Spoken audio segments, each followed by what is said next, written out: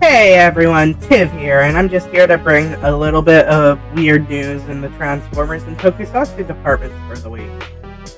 So, first up, there's the unfortunate confirmation that after 17 years of publishing the Transformers comics, IDW will now be losing the rights to both them and G.I. Joe.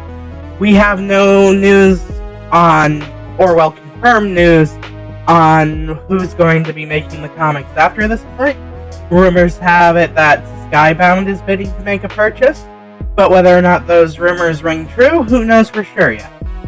I, for one, would prefer to see Transformers go over to a company Hasbro already has a pre-established relationship with the Boom Studios Power Rangers comic. I'd actually really be interested in seeing that facilitating a crossover between the two brands. That would make me very excited. Skybound, meanwhile, has me feeling just a little iffy and skeptical, partially because the media association with that company is its owner, Robert Kirkman, and thus The Walking Dead, and I am not a fan of The Walking Dead comics or TV series. So I'd be very hesitant to see what sort of Transformers media those people would do. It'd probably end up being something similar to the Bayverse, in all honesty. And then there's this! You know those weird MP10 repaints from the Bathing Ape? They also did repaints of the G1 Optimus.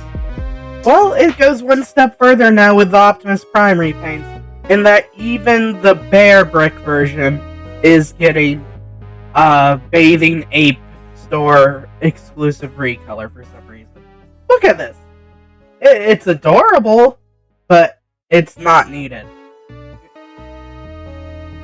And in Tokusatsu news, it looks like Power Rangers Dino Fury was nominated for a GLAAD Award, LGBT Media Representation Reward show basically, for its character Izzy Garcia, the Green Ranger of the show. She's dating a girl, so yeah, I guess that's representation. I can only hope that the people on set are being treated as well as the character is. Otherwise, everything that I feel like this represents, considering the franchise's history with treatment of LGBT people, doesn't mean anything if they're not also treating the cast the same way.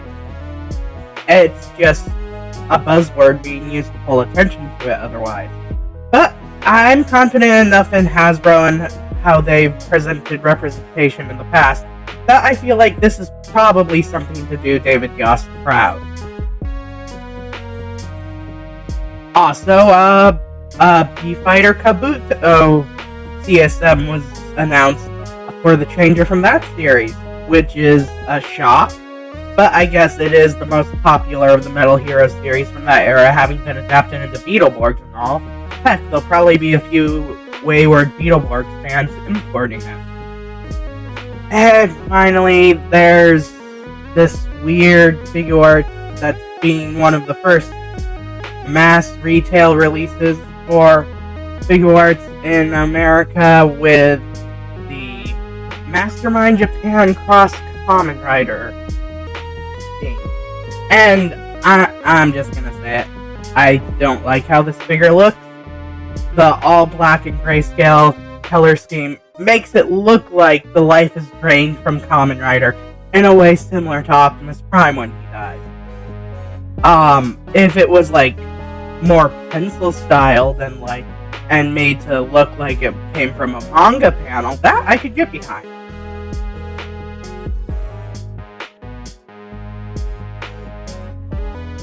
But yeah, it's honestly really sad to see IDW lose the rights after 17 years of storytelling.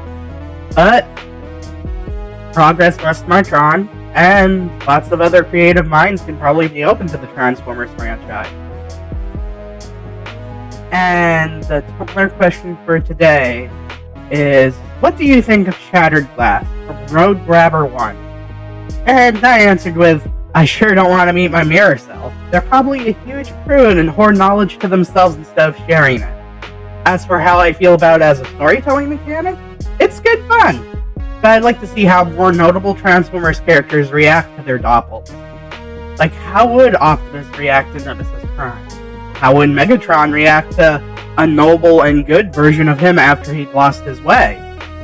It's really interesting to question these sorts of things. Anyway, that's all the news I have for now. Teletran 4, out.